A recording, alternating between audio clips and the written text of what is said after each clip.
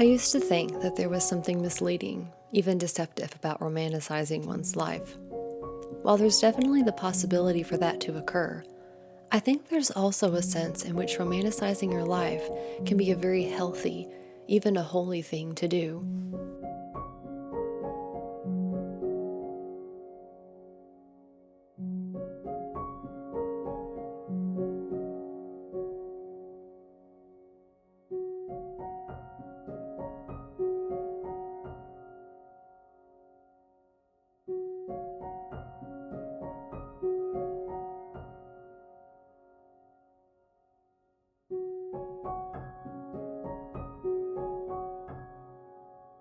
Social media has, more often than not, created opportunity for a harmful kind of romanticism, and I think it's been directly related to the fact that social media is aimed at getting attention, even popularity. It creates an atmosphere of competition for views and likes in an ever present struggle against the algorithm. In short, your life gets romanticized on social media not for your benefit, but curated and edited for the purpose of gaining the world's approval. And that's a very dangerous practice for one's soul. Despite that, I firmly believe in the personal inner practice of romanticizing your life, for cultivating a beautiful view through which you can look at your own life, seeing the beauty it holds despite its times of shadow and sorrow.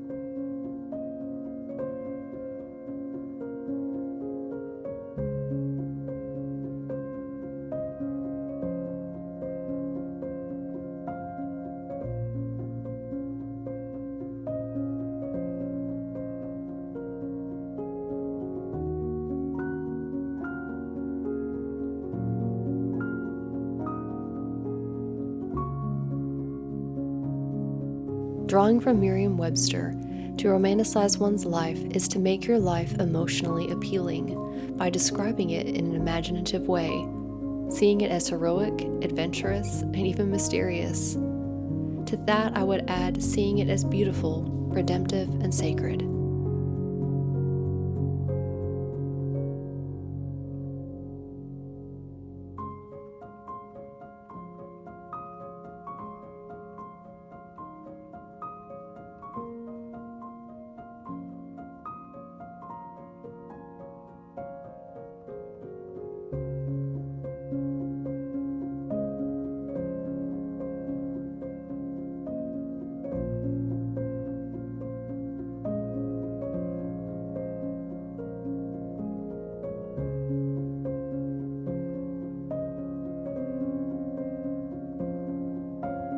A few weeks ago, I shared some thoughts about saving your life with this story, and I think romanticizing your life is a crucial part of that. For you see, romanticizing your life acts as a resistance to evil. While there is much pain, suffering, and evil in the world, there is a goodness that preserves the world from the ultimate and total decay of evil. There is a light that shines in the darkness, and the darkness cannot overcome it. There is a high beauty that endures above the shadow. To romanticize one's life is to take this epic, heroic view of the world and apply it to your own life, a life that is but one story in the great story of fall and redemption.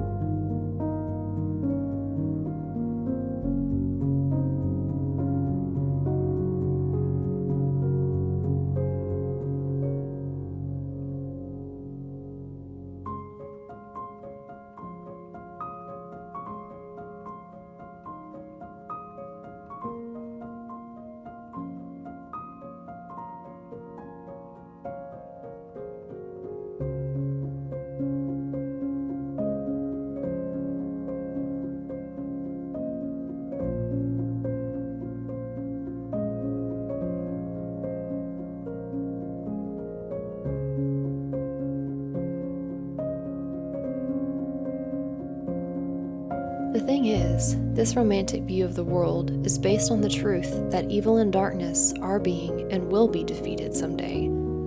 This truth is always before our eyes, but we're often clouded in our vision, unable to notice it. By seeing your life romantically, you're engaging in an act of noble, heroic resistance to that decaying force of evil. It's the brave choice to emphasize the goodness and beauty in our lives, letting that become the dominant theme, while evil and painful things are forced into the background.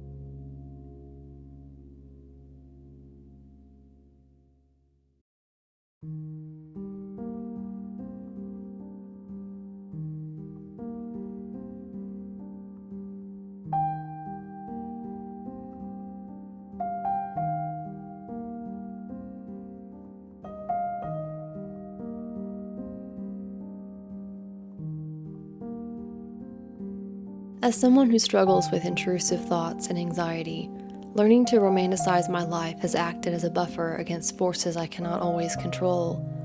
As Martin Luther once said, I can't control which birds come swarming around my mind, but I can control which ones are allowed to nest there. I can choose to see and speak of my life as either a narrative of defeat, hardship, and pain, or I can choose to present it as a life in which goodness and mercy follow me, even through dark valleys, ultimately bringing me through them. The wonderful thing about this kind of romanticism is that it need not ever be published on social media. It doesn't really matter what a stranger following your Instagram may say about your life. What matters is how you romanticize your life for your own sake. It's true that your romantic view of the world can be inspiring to others. However, if you're romanticizing your life with the view of impressing others, chances are you are left feeling insecure, anxious for approval, and ultimately feeling like your life is anything but romantic.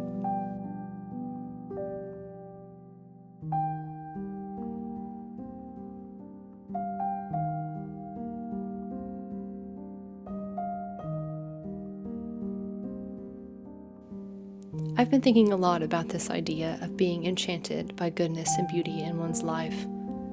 It's finding a voice in my artwork, for I've been drawn to painting pieces that are a mixture of the visible and invisible. I don't say the real and the imaginative, for I don't wish to imply that beauty and goodness only exist in my imagination. Rather, I want to paint pieces where that veil between the material and spiritual world is thin, even lifted. I've been trying to add a magical, otherworldly touch to my artwork, romanticizing what otherwise might seem mundane or even gloomy.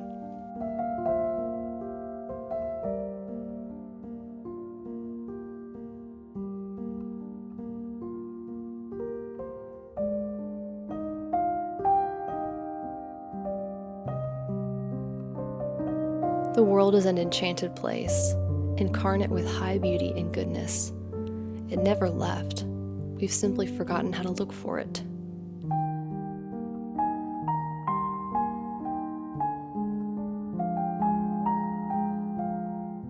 I'll leave you with one final thought from a theologian named Frederick Buechner.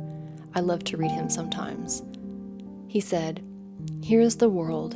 Beautiful and terrible things will happen. Don't be afraid." Whether it's evening or morning where you are, I hope you have a lovely night or day. I will see you next time. Bye.